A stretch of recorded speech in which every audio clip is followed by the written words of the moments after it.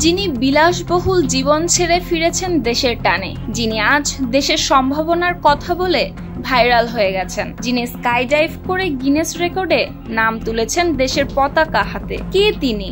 তিনি হচ্ছেন আশিক চৌধুরী, বাংলাদেশ বিনিয়োগ উন্নয়ন কর্তৃপক্ষের চেয়ারম্যান। 2025 সালের 9 এপ্রিল ঢাকায় আন্তর্জাতিক বিনিয়োগ সম্মেলনের উদ্বোধন মঞ্চে দাঁড়িয়ে আশিক চৌধুরী এমন ভাবে তুলে ধরেন বাংলাদেশের সম্ভাবনাময় খাতগুলো, যার সাবলীল ভাষা, তথ্যের গভীরতা আর আত্মবিশ্বাসে মুগ্ধ হয় পুরো দেশ।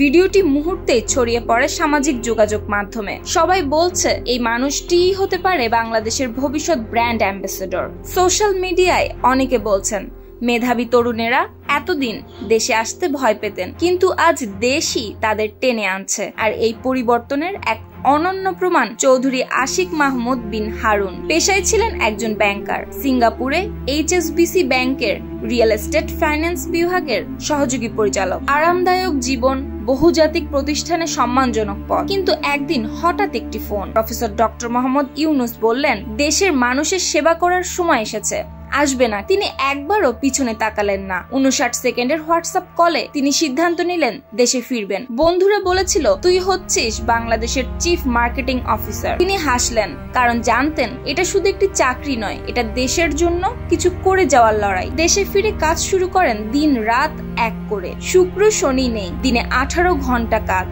1.5 শতাধিক বিনিয়োগকারীর সঙ্গে কথা বলে বোঝার চেষ্টা করেছেন কিভাবে নতুন বিনিয়োগ আনা যায়, কিভাবে দুর্নীতি কমানো যায়। তিনি জানান আমরা জনগণের সরকার, তাই ফেল করা যাবে না। আশিক চৌধুরী শুধু একজন প্রশাসক না, তিনি একজন স্কাই ডাইভার। 41,000 ফুট উঁচু থেকে লাফ দিয়ে হাতে ছিল বাংলাদেশের লাল সবুজ পতাকা। তার এই কাজ তাকে জায়গা করে দিয়েছে গিনেস ওয়ার্ল্ড রেকর্ডসে। দেশের জন্য ভালোবাসার এমন দৃষ্টান্ত সত্যিই বিরল। চাঁদপুরে জন্ম হলেও বেড়ে উঠেছেন যশোরে। সিলেট ক্যাডেট কলেজ থেকে HSC পাশ করে ঢাকা বিশ্ববিদ্যালয়ে IBA থেকে স্নাতক শেষ করেন 2007 সালে। এরপর দেশের বেসরকারি প্রতিষ্ঠানে চাকরি, আর এরপর যুক্তরাজ্যে উচ্চশিক্ষা ও গ্লোবাল ক্যারিয়ার গঠন। কিন্তু শেষমেশ ফিরে এসেছেন দেশের টানে। বিদেশে যাওয়াটা ভুল নয়, কিন্তু দেশের ডাক যদি সত্যি হয় ফিরতে হয় বুক চিতিয়ে। তিনি প্রমাণ করেছেন নেতৃত্ব মানে শুধু পদ নয়, দেশপ্রেম মানে শুধু কথা নয়, কাজ।